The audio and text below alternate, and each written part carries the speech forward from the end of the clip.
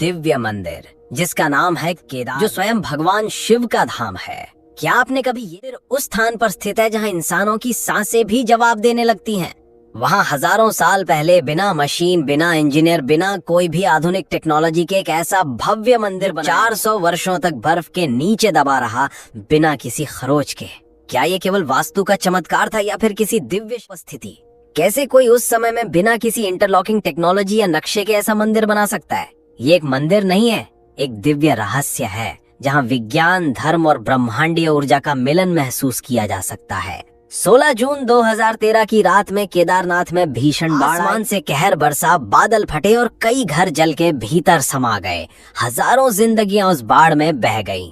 ठीक उसी समय 20 फीट का पत्थर, जिसका करीबन 30 टन वजन होगा, वो मंदिर के पीछे आकर रुक गया और केदारनाथ को डूबने से बचा लिया। उसने बाढ़ का रुख मोड़ा, मंदिर की रक्षा की और खुद को बना लिया भीमशिला।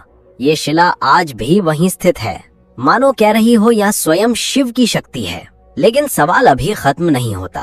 केदारनाथ का कपाट साल में 6 महीनों के लिए बंद रहता है और चौंका देने वाली बात तो यह है कि उस समय पर ना ही कोई मंदिर के भीतर रहता है और ना ही उसके आसपास। फिर भी गर्भगृह में रखा दीपक लगातार जलता रहता है, वो लौ बुझती नहीं। ये कैसे संभव है? और यहीं पर सवाल आता है शिवलिंग के आकार का, जो कि त्रिकोणीय आकार के जैसा है। क्यों ये इतना अलग है? क्या ये संकेत है किसी रहस्य का?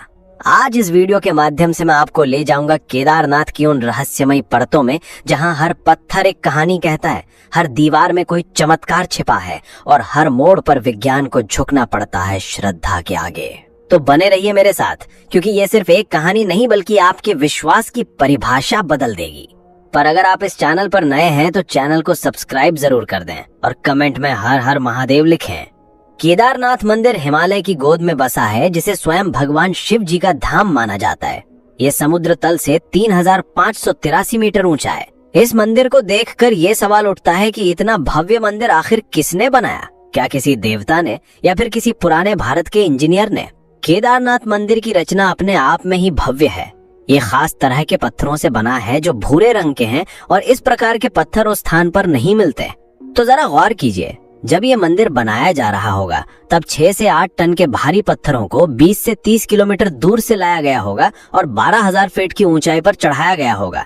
ये कैसे संभव है? आज की एडवांस टेक्नोलॉजी भी ये काम करने में असमर्थ है। चौंकाने वाली बात तो यह है कि इन पत्थरों को जोड़ने के लिए सीमेंट का इस्तेमाल नहीं किया गया है। खास इंटरलॉकिंग जैसी एडवांस तकनीक का इस्तेमाल किया गया है, जिसमें पत्थरों को इस तरह तराशा और फिट किया जाता है कि वे बिना किसी बाहरी सहारे के आपस में जुड़े रहते हैं।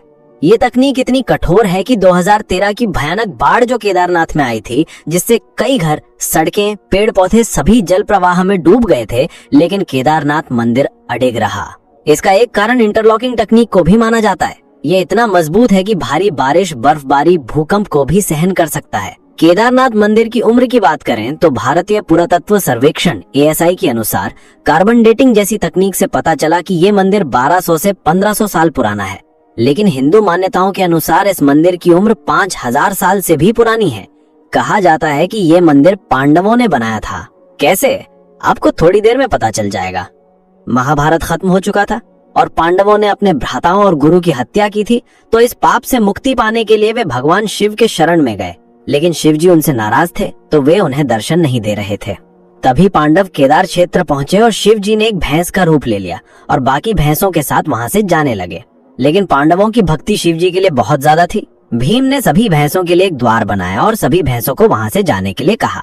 तभी युधिष्ठिर की नजर एक भैंसे पर पड़ी जो वहां से नहीं जा रहा था। वे देखते ही समझ गए वो और कोई नहीं बल्कि स्वयं शिव भगवान है। भीम ने उस भैंसे को पकड़ने की कोशिश की, लेकिन वो धरती में समाने लगा। भीम ने उसका कुबड़ पकड़ लिया जो बाहर रह गया।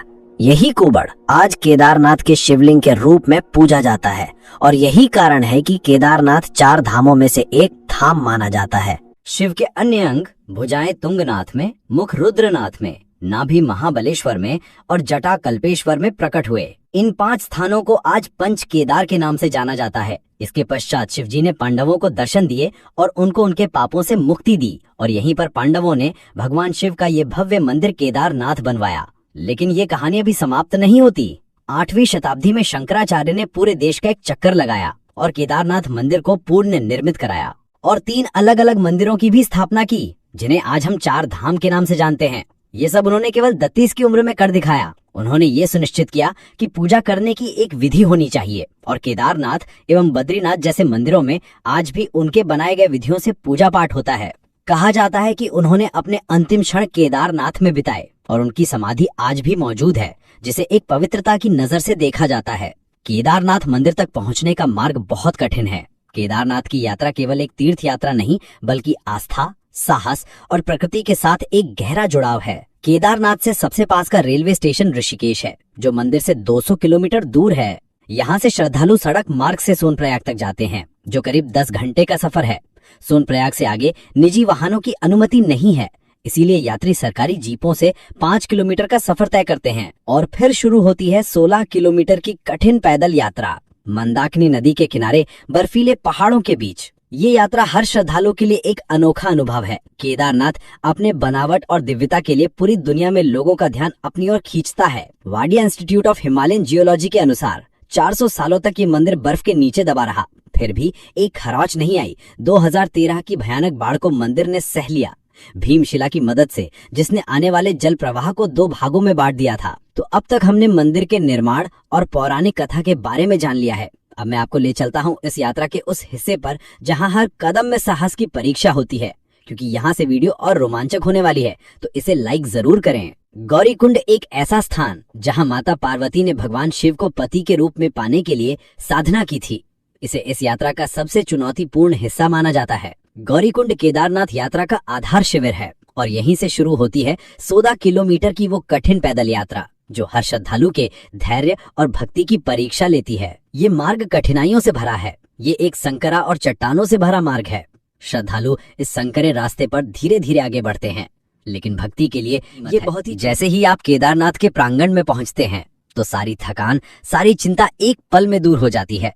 हिमालय की बर्फीली चोटियों के बीच मंदाकिनी नदी के मधुर स्वर के साथ ये मंदिर अपनी आध्यात्मिक ऊर्जा से हर यात्री को एक अनोखी शांति और शक्ति देता है। जैसे ही आप मंदिर के मुख्य द्वार पर पहुंचेंगे, आपको कई हजार भक्त दिखेंगे जो हर हर महादेव का नारा लगा रहे होंगे। आप भी सच्चे भक्त हैं शिव जी के, तो कमेंट में जरूर हर हर महादेव लिखिए। मई और जून के महीने में तो संख्या हजारों से बढ़कर लाखों तक चली जाती है। जैसे ही आप मंदिर में प्रवेश करते हैं, आपको पूरे वातावरण में दिव्यता दिखाई देती है और आपका सामना होता है त्रिकोण आकार के पवित्र शिवलिंग का। मान्यता है कि यही वो कुबड़ है जो भगवान शिव ने पांडवों को दर्शन देते समय प्रकट किया था। सुबह 4 बजे, जिसे ब्रह्म मुहूर्त भी कहा जाता है, उसी समय शिवलिंग का विशेष अभिषेक और पूजा की जाती है और मंदिर को खोला जाता है।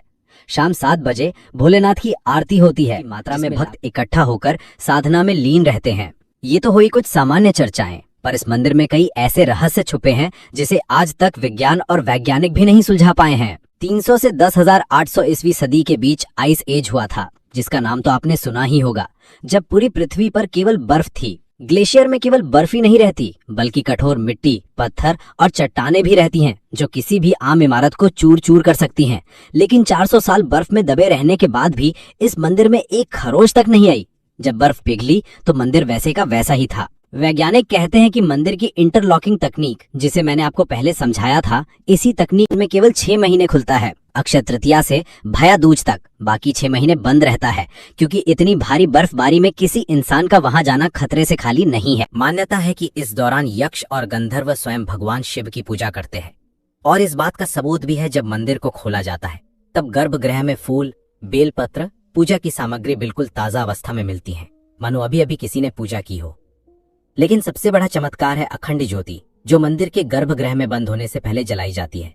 ये ज्योति बिना किसी देखरेख के 6 महीनों तक लगातार जलती रहती है। बाहर के वातावरण में कोई इंसान भी जम जाए, यानी -20 डिग्री का तापमान, कई फीट मोटी बर्फ और बंद मंदिर में हवा का कोई संचार नहीं, फिर भी ये दीपक कैसे जलता रहता है? घी खत्म क्यों नहीं होता? विज्ञान के पास इसका कोई जवाब नहीं है। भक्त इसे भगवान शिव की दिव्य शक्ति मानते हैं, जो इस दीपक को प्रज्वलित रखती है। एक कहानी जो आपको सोचने पर मजबूर कर देगी कि केदारनाथ मंदिर सच में चमत्कारी मंदिर है। कई 100 साल पहले एक भक्त 2 महीने पैदल चलकर भगवान शिव के दर्शन करने आया था। तब ना ही कोई सड़क थी, ना ही कोई रेल का साधन। लेकिन जब वह मंदिर पहुंचा तब देर हो चुकी थी। पुजारी मंदिर के कपाट को बंद कर रहा था। निराश भक्त ने कई विनती की, पर पुजारी नहीं माना। निराश भक्त वहीं बैठ गया। रात की कम कपाती ठंड और भूख से भक्त कांप रहा था। तभी एक अघोरी आया जिसके हाथ में त्रिशूल था और डमरू। उसने भक्त को खाना दिया और आग जलाई। सुबह होने के बाद भक्त ने देखा कि मंदिर के कपाट खुले हैं। वह हैरान होकर पुजारी से पूछने लगा कि ये कैसे संभव है। तो पुजारी ने कहा कि 6 महीने के बाद आज कपाट खोले जा रहे हैं। भक्त स्तब्ध रह गया। भक्त ने पुजारी को सारी घटना बताई जो उसके साथ रात को हुई थी, कि कैसे एक अघोरी ने उसकी सहायता की। पुजारी समझ गया कि यह महादेव ही थे जिन्होंने अपने भक्त की सहायता की। केदारनाथ के पुजारी भी इस भव्य कहानी का एक हिस्सा है। इन्हें रावल कहा जाता है। सहायक पुजारी भी होते हैं जो पूजा अर्चना और अनुष्ठानों में सहायता करते हैं। पूजा करने की भी एक विधि रहती है। सुबह ब्रह्म मुहूर्त के समय शिवलिंग को पवित्र जल से स्नान किया जाता है। घी का लेप लगाकर आरती की जाती है। शाम में शिवलिंग का विशेष श्रृंगार किया जाता है, जिसे भक्त दूर से देखते हैं और शिव जी का दर्शन करते हैं। क्या आपको यह पता है कि केदारनाथ मंदिर का एक गहरा रिश्ता रामेश्वरम मंदिर से भी है। ये दोनों धाम जो 2800 किलोमीटर दूर है, लगभग 79 डिग्री देशांतर रेखा पर एक सीध में स्थित है। केदारनाथ से शुरू होकर कालेश्वर, ओंकारेश्वर, महाकालेश्वर और रामेश्वरम तक ये शिव मंदिर एक अद्भुत ऊर्जा रेखा बनाते हैं।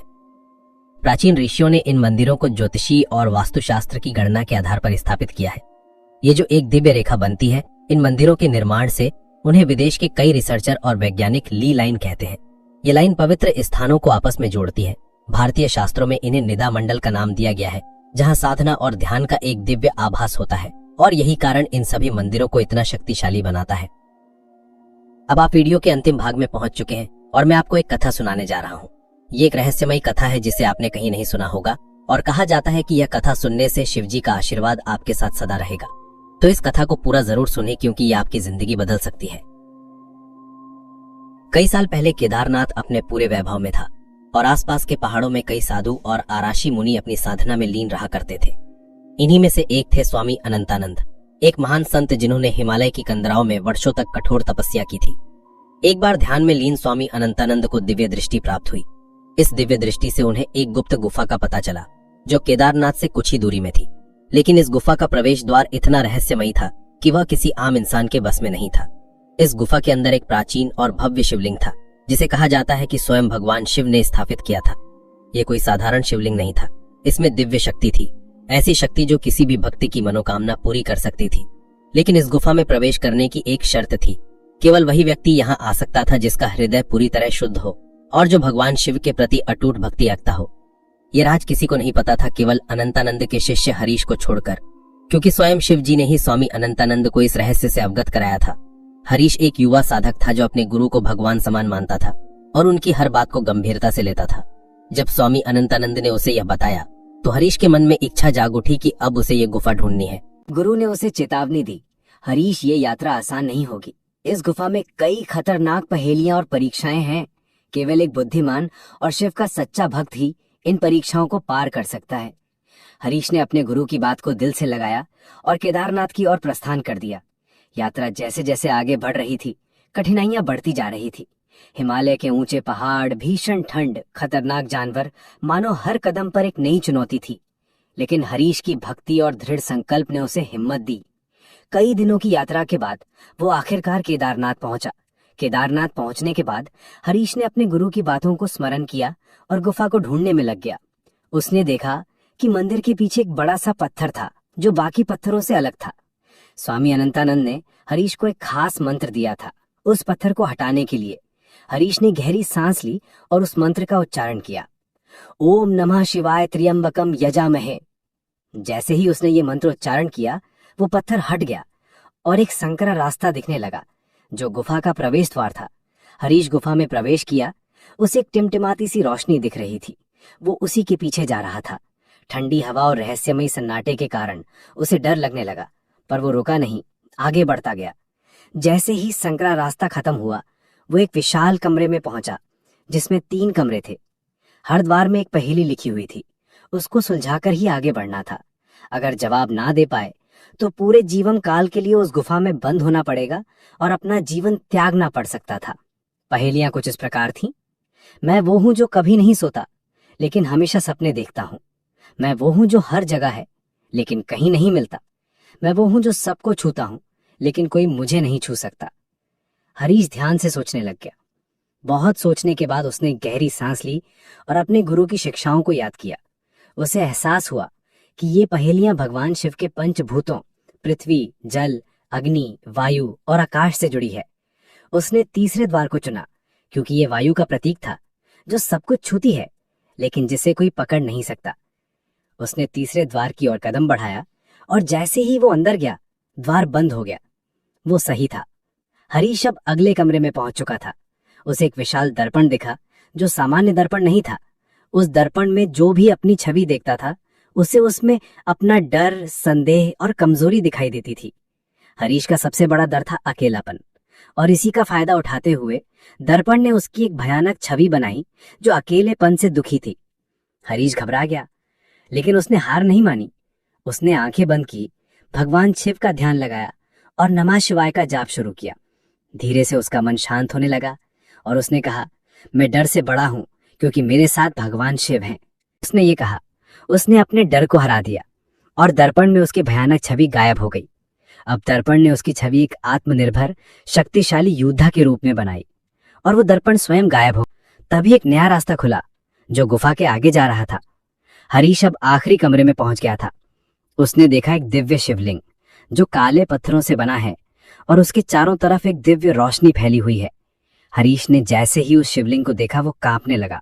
वहां की ऊर्जा इतनी शक्तिशाली थी कि वो अपने आप शिवलिंग के सामने झुक गया। उसने अपने हाथ जोड़े और अपनी इच्छा प्रकट की। उसने मांगा, मुझे वो शक्ति दें जिससे मैं अपने गुरु के सपनों को पूरा कर सकूं। तभी एक आकाशवाणी हुई, हे भक्त, तुमने अपनी भक्ति और साहस से इस गुफा का रहस्य खोज लिया है। ये शिवलिंग तुम्हें वो शक्ति देगा जो तुम्हारे हृदय में छिपी है, लेकिन याद रखो, इस शक्ति का प्रयोग केवल दूसरों की भलाई के लिए करना। हरीश ने सिर झुकाया और आभार व्यक्त किया।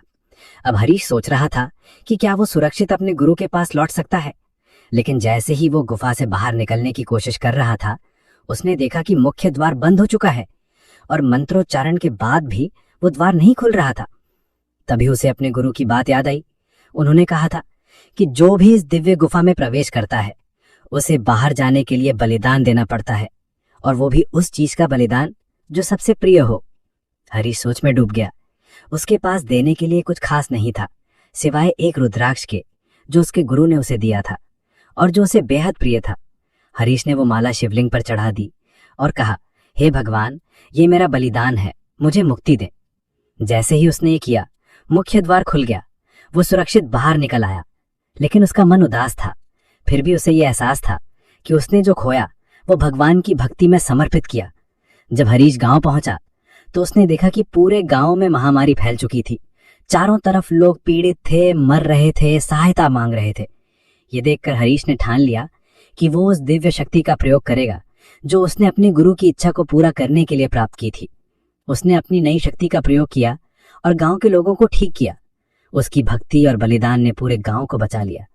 लेकिन इस कहानी का सबसे बड़ा रहस्य अभी भी बाकी है। कहा जाता है कि वो गुफा आज भी केदारनाथ के आसपास कहीं छिपी हुई है। कुछ लोग मानते हैं कि वो प्राचीन शिवलिंग आज भी वहां मौजूद है, लेकिन कोई उसे ढूंढ नहीं पाया। ये आज भी एक रहस्य है। तो ये थी कथा। अगर आपने यहां तक देख लिया है, चैनल को सब्सक्राइब जरूर करिए और वीडियो को लाइक करके शेयर कर दीजिए और कमेंट में हर हर महादेव